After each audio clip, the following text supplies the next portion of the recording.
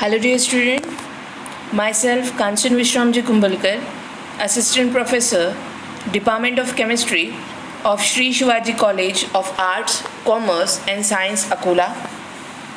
This is my fourth lecture on Electrochemistry Unit 4 of MSc first year, second sem, seventh paper, Physical Chemistry 2.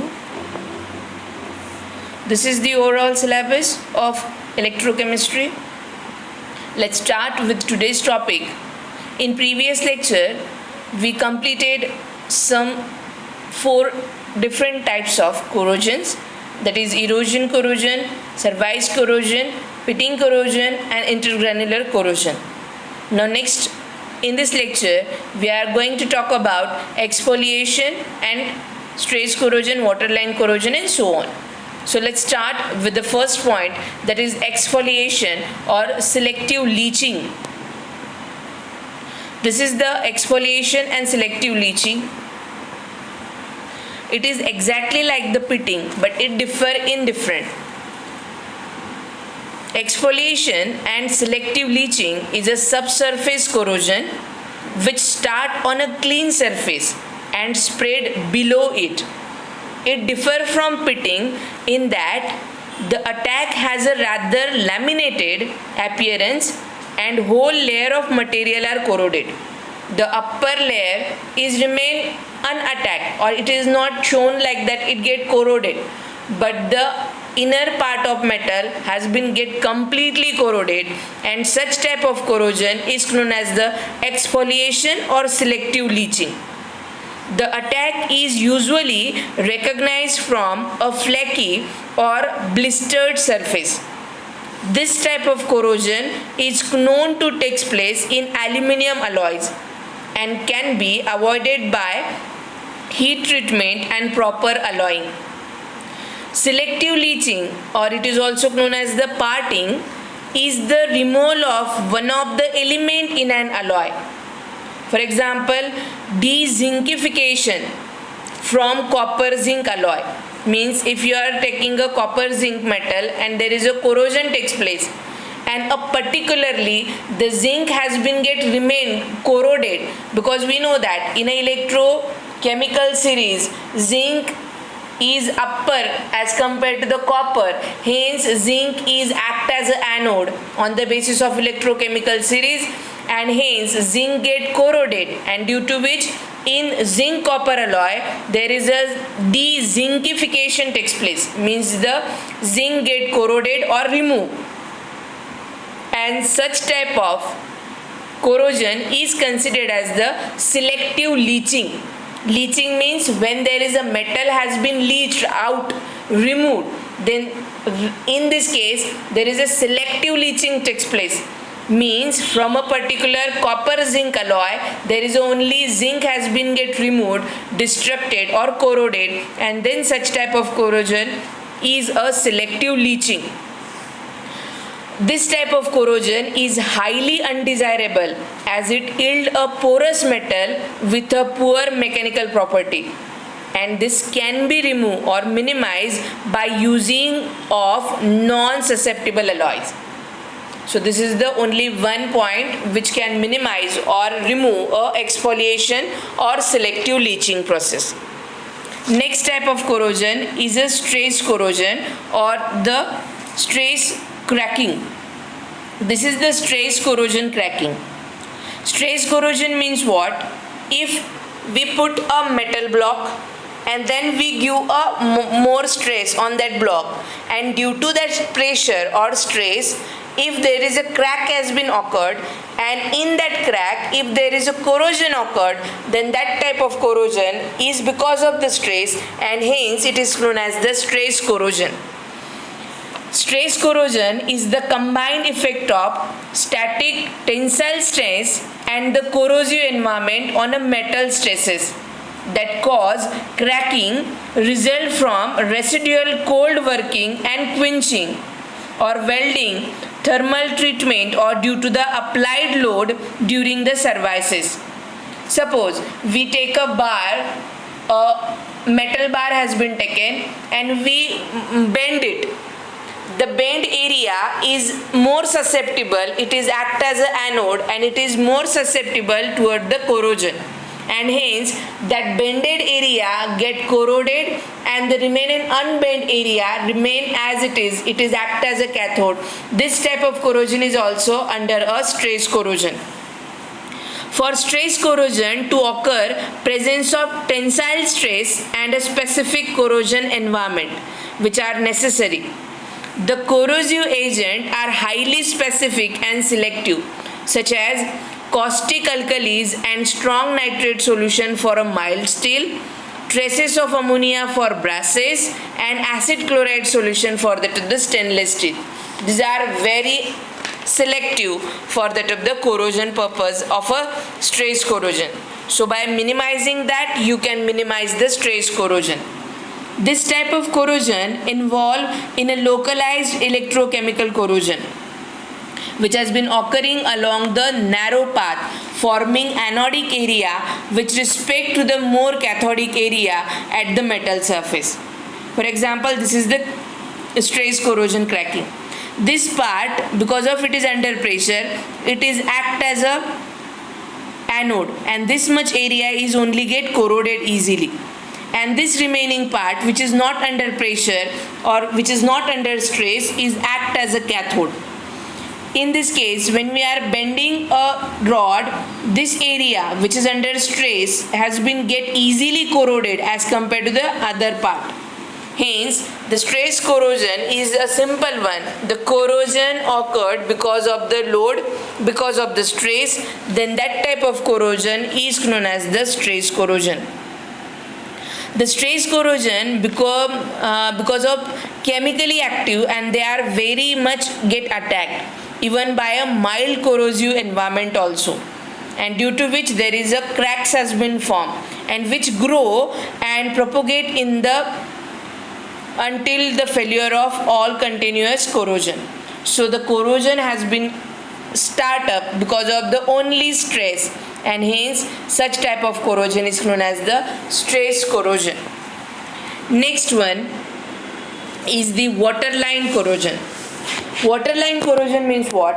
If we have a pot which is filled with the water, then below the water line, this is the water level, then exactly below the water line, the lower meniscus, underneath the meniscus, the corrosion takes place, and such type of corrosion is known as the waterline corrosion.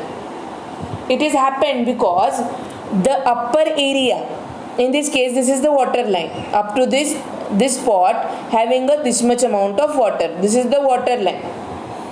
Above that water line, this metal container is highly oxygenated, and exactly below, that is minimum oxygenated or poor oxygenated, this area is a poor oxygenated, and hence the highly oxygenated part, which is the above the water level, is act as a cathodic and it remain protected.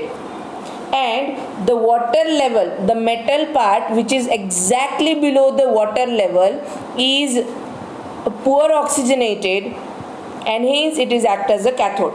But you are saying, but you can ask me that why not this metal is also get corroded? Because it is completely covered with that of the water. There is no any oxygen availability. But exactly below this, there is a possibility of flow of some amount of oxygen. So there is a poor oxygenated part, hence it is act as an anode, and due to which the oxidation process takes place. Means the metal donate electron and formation of ion, and that electron has been accepted by that of the water and oxygen, and there is a formation of reduction process. Means this area exactly below the water line, the corrosion takes place. Such type of corrosion is known as the waterline corrosion.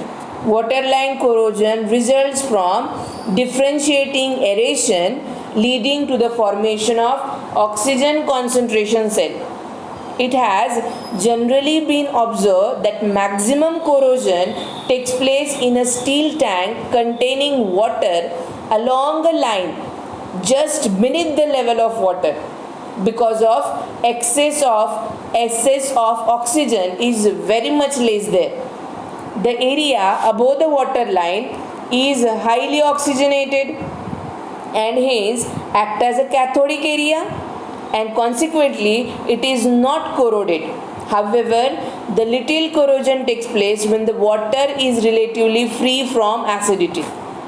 The waterline corrosion is also caused in marine ships and is accelerated by marine plants which are attached to the side of the ship. This type of corrosion is prevented to a great extent by simple painting the sides of the ship by special anti-fouling paints. Now, this is all about the waterline corrosion. Now, next point is the soil corrosion. Corrosion by soil is a very important in case of water mains, electric cables and other underground structure which are embedded in the soil. The various factors that are responsible for the corrosion include acidity of the soil, moisture content, content of electrolyte, microorganism present, content of organic matter and the physical property of the soil. So these are the some important points which are the reason for that of the soil corrosion. Soil corrosion is a purely electrochemical in character. The texture of soil is determined by the percentage of particle of various sizes. According to the particle size, soils are classified as gravelly or sandy soil are very much porous. The gravelly or the sandy soils are very much porous and strongly aerated. If there is a maximum amount of oxygen or aeration is there, if this is the sand and this is the clay area and if there is a pipe has been there, then because of the presence of high oxygen or aeration, this is act as a cathodic zone. And because of there is a low permeability of oxygen, because it is a clay, there is no possibility of aeration as compared to the sand, hence that is act as an anodic zone and the corrosion occurred. It is simply a electrochemical corrosion. The sandy soil are very much porous and strongly aerated. If a metal pipe is buried in such a soil, corrosive conditions are similar to those under wet condition and the corrosion rate will be governed by the amount of moisture contained in the soil. So, if only the sandy area is there, sandy soil is there, then by maintaining a moisture content, you can minimize the soil corrosion. But in waterlogged soil, where the water has been logged, that type of soil means in clay, the amount of free oxygen available is very small.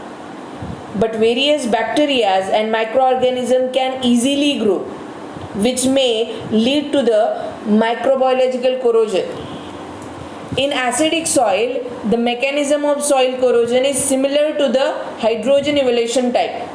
Means there are two types of mechanism. Either hydrogen has been evolved or oxygen has been observed. So there are two types of mechanism. Either hydrogen can be evolved or oxygen can be absorbed. So in this case, in soil corrosion, the mechanism followed is hydrogen evolution type. The rate of such type of corrosion depend on the pH of soil, presence of salt in that soil and the presence of oxygen and some other points. The presence of oxygen facilitates the evolution of hydrogen and hence it accelerates the rate of attack. And finally, the intermediate character of soil.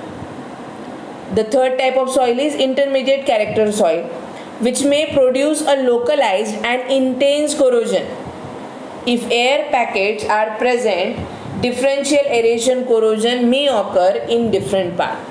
So basically, soil corrosion depend on the type of corrosion and the material which is exist in soil that enhance or reduce the corrosion rate.